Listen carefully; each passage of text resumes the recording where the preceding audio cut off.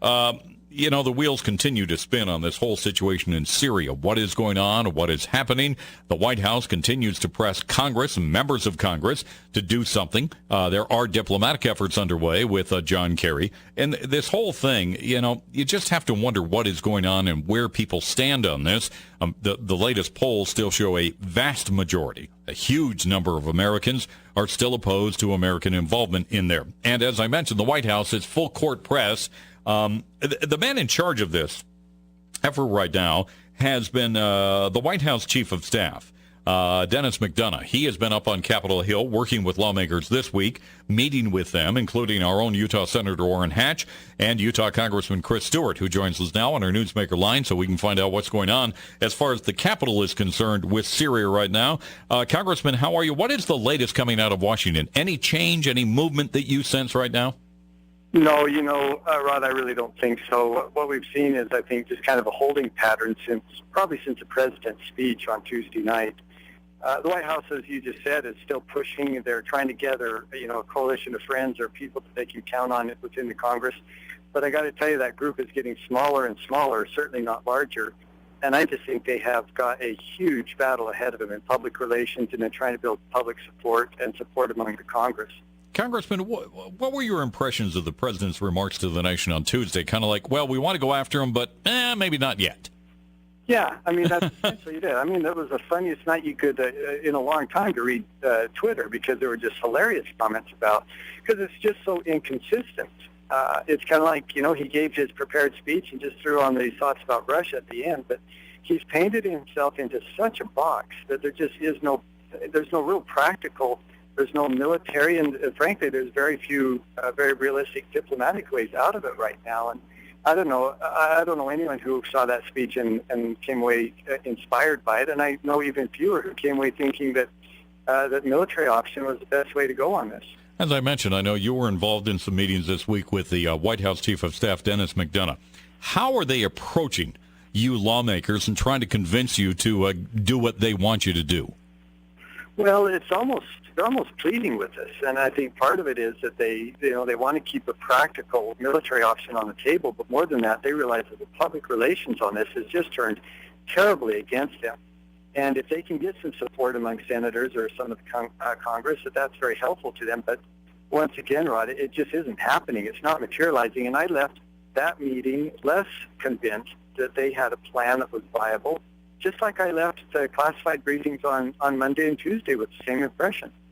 The more I listen to them, the more concerned I become. And this idea that we're gonna have the Russians and the Syrians work together to hand over and destroy their chemical weapons is just absurd. Look what we did out at Dugway. It took us 10 years and billions of dollars to do that.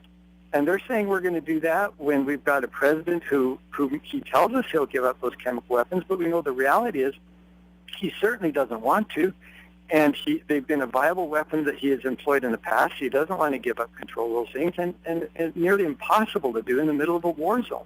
The thing that throws me on this, Congressman, is why we would even bother to trust the Russians. I mean, I don't know about you, but I can't trust them as far as I can throw them.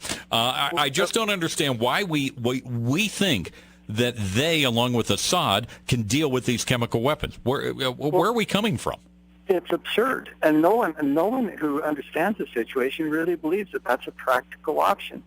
Now, what it's done is it's given the president some time, and frankly, it's given him a back door where he can kind of sneak out of this thing. He painted himself in a corner and just miraculously, through a fairly offhand and even sarcastic remark by his Secretary of State, finds this door where they can kind of slip out the back door of an option that wasn't there just 12 hours earlier.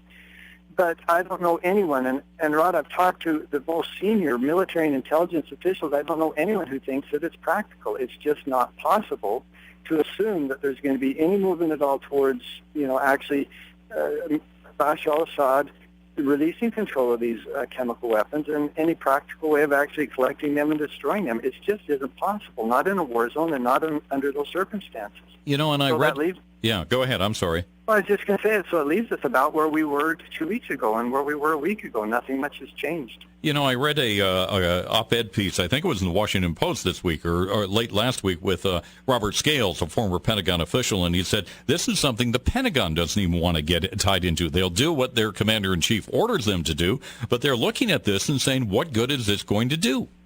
Oh, heavens. And, you know, you watch poor General Dempsey, the chairman of the Joint Chiefs, and his body language and some of the comments he's made. He's in an incredibly uncomfortable position, I think, where he has to support his commander-in-chief, but he knows that this is a mess. You know, and as a former B-1 pilot, I'm telling you this idea that they can, you know, the Goldilocks scenario, well, if we have to attack, we won't be too hot, we won't be too cold. It's an extraordinarily difficult thing to do under the best of circumstances. But to say, well, we're going to attack him enough that we degrade his ability to use these chemical weapons, but not enough that we actually weaken him, because you know, no one is, or few people are convinced that a regime change is a good idea there. And it's like threading a needle, and it's like threading a needle that's been tossed in the air, and you've got to do it before it hits the ground. It's just very, very difficult. Where do you think these diplomatic efforts are going to go? You know, I hate to say, I mean, I'll venture a guess, but let me preamble it by saying I don't think anyone knows for certain. I mean, this situation is so different today than it was, you know, 5 days ago, and it's so different 5 days ago than it was a week before that. But I think probably that this will eventually just kind of lift like a fog, that there's not going to be much that takes place. You know, they'll be able to say that they're working with the Russians and the Syrians. I don't expect there's going to be any real practical progress in that. And I think a month from now and probably 6 months from now, we'll be much in the same place that we are right now.